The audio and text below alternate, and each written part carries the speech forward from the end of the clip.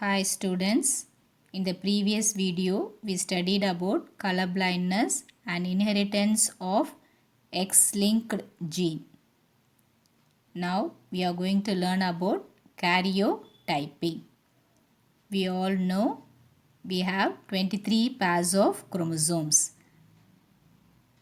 We have cells in our body. The cells, they unite to form tissues join to form organ systems, they form the complete organism. So all the body cells in our body, they undergo the mitotic division, whereas the gametes, they undergo the meiotic division. So in the cells வந்து என்ன ஆகும், divide பண்ணி மைட்டாலிசிஸ் மூலமாக divide பண்ணி தான் புது செல்ஸை வந்து உருவாக்கும். இந்த செல்ஸில் நியூக்ளியஸ்குள்ளே தான் என்ன இருக்கும், குரோமாட்டின் நெட்வொர்க் இருக்கும். இந்த குரோமாட்டின் நெட்வொர்க் தான் என்ன ஆகும், அப்படியே செப்பரேட் ஆகி அப்படியே குரோமோசோம்ஸ் வந்து இருக்கும். இதில் தான் 23 pairs ஆஃப் குரோமோசோம்ஸும் இருக்கும். Karyotyping is a technique by which the complete set of chromosomes are separated from a cell and they are arranged in pairs. காரியோடைப்பிங்கிறது என்னதுன்னா ஒரு டெக்னிக். அந்த டெக்னிக் மூலமாக நம்ம என்ன பண்ணுறோம், இந்த செல்லில் இருக்கிற 23 pairs ஆஃப் குரோமோசோம்ஸையும் செப்பரேட் பண்ணுறோம். செல்லில் நியூக்ளியஸில் இருக்கிற 23 pairs ஆஃப் குரோமோசோம்ஸையும் செப்பரேட் பண்ணுறோம். செப்பரேட் பண்ணி அதை என்ன பண்ணுறோம், அரேஞ்ச் பண்ணி ஒரு பேராக அரேஞ்ச் பண்ணி வைக்கிறோம். இடியோகிராம் அப்படின்னா என்னதுன்னா, இந்த குரோமோசோம்ஸை டயக்ராமேட்டிக் ரெப்ரசன்டேஷன் கொடுக்குறோம்ல, சப்மெட்டாசென்ட்ரிக், லாங்கு ஷார்ட்டாக இருக்குது, ஆர்ம்ஸு அக்ரோசென்ட்ரிக்காக இருக்குது, அந்த மாதிரி நம்ம டயக்ராமேட்டிக் ரெப்ரசன்டேஷன் ஆஃப் குரோமோசோம்ஸை வந்து நம்ம என்ன சொல்வோம்னா இடியோகிராம் அப்படின்னு சொல்லுவோம். Next coming to the preparation of the karyotype. So நம்ம எப்படி ஒரு காரியோடைப்பை உருவாக்குறோம். Geo and Levon in the year 1960 described a simple method to culture the lymphocytes from the human blood. So human bloodல lymphocytes தெரியும். அந்த lymphocytes வந்து எப்படி culture பண்ணுறது அப்படின்னு ஒரு சிம்பிள் மெத்தடை உருவாக்குனாங்க. அதை வச்சு தான் நம்ம வந்து ஒரு ஹியூமன் பீயிங்ஸில் இருக்கிற அந்த குரோமோசோம்ஸையும் வந்து நம்ம வந்து காரியோடைப் பண்ணலாம் அப்படின்ற ஒரு கான்செப்டே வந்து வந்துச்சு. For that what they do, எப்போதுமே மைட்டாசிஸில் ஒரு மெட்டாஃபேஸ் ஸ்டேஜில் தான் வந்து குரோமோசோம்ஸ் வந்து நல்ல ப்ராமினெண்ட்டாக தெரியும். ஸோ அதனால் என்ன பண்ணுறாங்க, ஒரு செல்லை வந்து ப்ராப்பராக வந்து இன்டியூஸ் பண்ணி மைட்டாட்டிக் டிவிஷனுக்கு இன்டியூஸ் பண்ணுவாங்க. ஸோ இன்டியூஸ் பண்ணிவிட்டு என்ன பண்ணுவாங்க, கொல்சிச்சைன் அப்படின்ற அந்த கெமிக்கலை வந்து ஆட் பண்ணுவாங்க. ஸோ இந்த கொல்சிச்சைன் ஆட் பண்ணும் போது என்ன ஆகும்னா, இந்த மைட்டாசிஸில் மெட்டாஃபேஸ் ஸ்டேஜில் வந்து செல் டிவிஷனை வந்து அது ஸ்டாப் பண்ணும். ஸோ ஃபஸ்ட் என்ன பண்ணுறாங்க, ஒரு செல்லை மைட்டாட்டிக் டிவிஷனுக்கு இன்டியூஸ் பண்ணுறாங்க. இன்டியூஸ் பண்ணிட்ட பிறகு என்ன பண்ணுறாங்க, கொல்சிச்சைன் ஆட் பண்ணுறாங்க. கொல்சிச்சைன் ஆட் பண்ணும் போது என்ன பண்ணுன்னா, அது வந்து ஒரு செல் டிவிஷனை வந்து மெட்டாஃபேஸ் ஸ்டேஜில் வந்து அரெஸ்ட் பண்ணிடும். ஸோ இப்போ என்ன ஆகுதுன்னா, மெட்டாஃபேஸ் ஸ்டேஜில் குரோமோசோம்ஸ் வந்து நல்லா ப்ராமினெண்ட்டாக தெரியும். அப்போ என்ன பண்ணுவாங்க, அப்படியே வந்து இந்த மெட்டாஃபேஸ் ஸ்டேஜில் இருக்கிற குரோமோசோம்ஸை அப்படியே ஸ்ப்ரெட் பண்ணி வச்சு அதை ஃபோட்டோகிராஃப் பண்ணுவாங்க.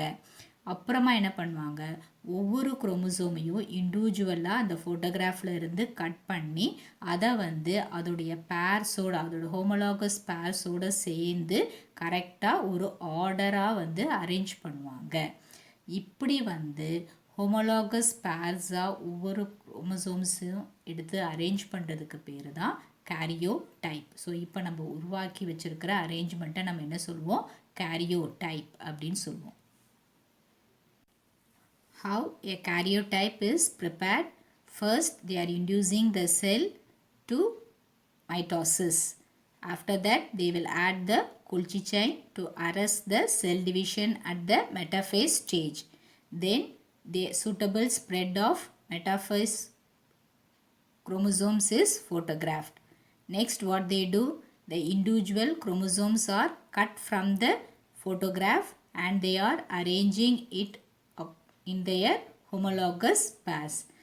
This arrangement of the chromosomes in their homologous pairs is called as a karyotype. In this picture, you can see the chromosomes are arranged in their orderly homologous pairs. This type of arrangement is called as the karyotype. Now let us see the uses of karyotyping. Applications of karyotyping. It helps to identify the gender. So அந்த homologous பேர்ஸில் arrange பண்ணியிருக்கும் போதே so ஒரு 2 X chromosome இருந்துச்சுன்னா அது female, ஒரு X ஒரு Y chromosome இருந்ததுன்னா அது மேல் அப்படின்னு சொல்லிட்டுன்னு ஈஸியாக ஐடென்டிஃபை பண்ண முடியும். It is also use to detect the chromosomal aberrations like deletion, duplication, translocation, non-distinction of the chromosome. So நம்ம chromosomal aberrations அப்படின்னா என்னன்னு தெரியும். ஸோ ஒரு குரோமோசோமோட ஆர்மில் வந்து டெலீஷன், அதாவது ஒரு போர்ஷன் வந்து அப்படியே காணாமல் போயிடுறது. டூப்ளிகேஷன், ஸோ இன்னொரு பார்ட் வந்து அதோட ஜாயின் ஆகிடுறது. டிரான்ஸ்லொகேஷன், மாறி லொக்கேட் ஆகிடுறது. நான் டிஸ்ஜங்ஷன் ஆஃப் த குரோமோசோம்ஸ், இதை எல்லாத்தையுமே வந்து நம்ம குரோமோசோமல் அபரேஷன்ஸ் அப்படின்னு சொல்லுவோம். So using karyotyping we can detect the chromosomal aberrations. Next, it helps to identify the abnormalities of the chromosomes like the aneuploidy. Aneuploidy is addition or the deletion of one of the chromosomes. So ஒரு சமயத்தில் என்ன ஆகும், meiotic division அப்போ ஒரு chromosome வந்து add ஆகிடலாம், இல்லை ஒரு குரோமோசோம் ரிமூவ் ஆகிடலாம். அந்த மாதிரி அப்நார்மாலிட்டியை நம்ம என்ன சொல்லுவோம், ஆனுப்ளாய்டி அப்படின்னு சொல்லுவோம். ஸோ அந்த மாதிரி அப்நார்மாலிட்டி ஆஃப் குரோமோசோம்ஸ் இருந்துச்சுன்னா அதை வந்து ஈஸியாக karyotyping மூலமாக நம்ம ஐடென்டிஃபை பண்ணிக்க முடியும். It is also used to predict the evolutionary relationships between the species. So அதோடைய அந்த குரோமோசோம் அரேஞ்ச்மெண்ட்டை வச்சு நம்ம என்ன பண்ணலாம், ஸோ இந்த ஆர்கானிசமில் இருந்து இது எவால்வ் ஆகிருக்கும் அப்படின்றத வந்து நம்மளால் ஈஸியாக ஐடென்டிஃபை பண்ணிக்க முடியும். ஏன்னா க்ளோஸ்லி ரிலேட்டட் ஸ்பீஷீஸில் பார்த்திங்கன்னா அதோட குரோமோசோம்ஸும் வந்து ஒரே மாதிரி மேட்ச் ஆகும். பட் அதில் இருக்கிற சின்ன சின்ன சேஞ்சஸை வச்சு ஸோ நம்ம வந்து இந்த ஆர்கானிசம்லேருந்து இது எவால்வ் ஆகிருக்கும், இந்த ஸ்பீஷீஸ் வந்து இப்படி உருவாகிருக்கும் அப்படின்றத வந்து நம்மளால் ப்ரெடிக்ட் பண்ண முடியும். Next is genetic diseases in human beings can be detected. So இந்த குரோமோசோமல் அப்நார்மாலிட்டிஸை வச்சு நம்ம என்ன பண்ணலாம், ஏதாவது ஜெனட்டிக் டிசீசஸ் கேரி பண்ணியிருக்கா அப்படின்றத அவங்களுடைய karyotyping-ஐ வச்சு அந்த ஜீன்ஸ் மூலமாக நம்ம எந்த டிசீஸ் வந்து ட்ரான்ஸ்ஃபர் ஆகிருக்கா அப்படின்றத வந்து நம்ம ஈஸியாக ஐடென்டிஃபை பண்ணிக்க முடியும். So these are the applications of karyotyping. This is one important 3 mark. What are the applications of karyotyping? It is used for gender identification.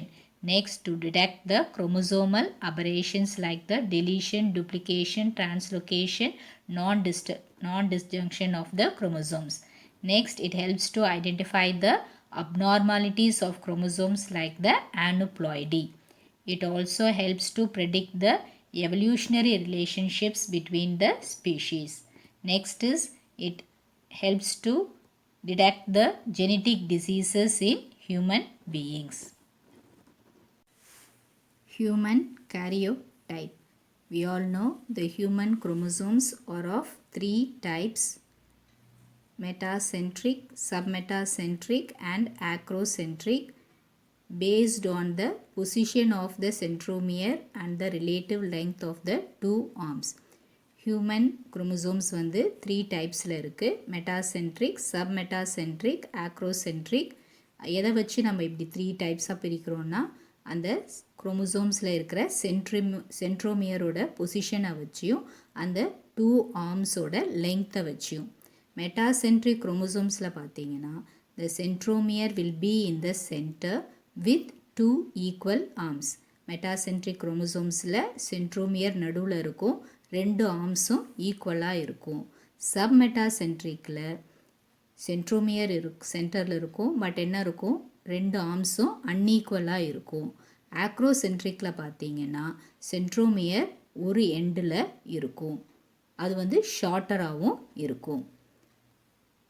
The photograph of the chromosomes are arranged by the karyotype. So karyotype மூலமாக என்ன பண்ணுறாங்க, குரோமோசோம்ஸை arrange பண்ணி அந்த குரோமோசோம்ஸை human குரோமோசோம்ஸை 6 குரூப்ஸாக divide பண்ணுறாங்க A to G. So இந்த 1 2 3 அந்த third பேர் வரைக்கும் உள்ள குரோமோசோம்ஸை வந்து குரூப் ஏல வந்து பிரிச்சிருக்காங்க. இந்த குரூப் ஏல இருக்கிற குரோமோசோம்ஸ் பார்த்தீங்கன்னா they are metacentric. குரூப் பியில் வந்து 4 and 5 பேர் ஆஃப் குரோமோசோம் இருக்கும்.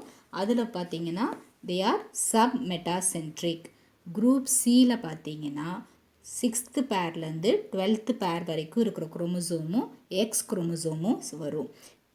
They are submetacentric and they will be of medium size. Group Dல பார்த்தீங்கன்னா medium sized chromosome இருக்கும் with 13, 14 and 15 pair chromosomes. Group Eல பார்த்தீங்கன்னா 16, 17 and 18th pair of chromosomes இருக்கும். They are also meta or submetacentric. Group Fல பார்த்தீங்கன்னா shorter metacentric chromosome இருக்கும். 19 and the 20th pair of chromosomes come under this group. Group Gல பார்த்தீங்கன்னா 21 and the 22nd pair of chromosomes will be there. They are acrocentric. இந்த last pair பார்த்தீங்கன்னா X and Y are the X and X sex chromosomes இருக்கும். நமக்கு கொடுத்துருக்க பிக்சரில் வந்து மேல் கொடுத்துருக்காங்க, அதனால வந்து என்ன இருக்குன்னா எக்ஸ் அண்ட் ஒய் கொடுத்துருக்காங்க. இதே ஃபீமேல்னா ரெண்டுமே எக்ஸாக இருக்கும். The X chromosome belong to the group C and the Y chromosome belong to the group G. Today we studied karyotyping is a technique through which a complete set of chromosomes is separated from a cell and the chromosomes are arranged in pairs.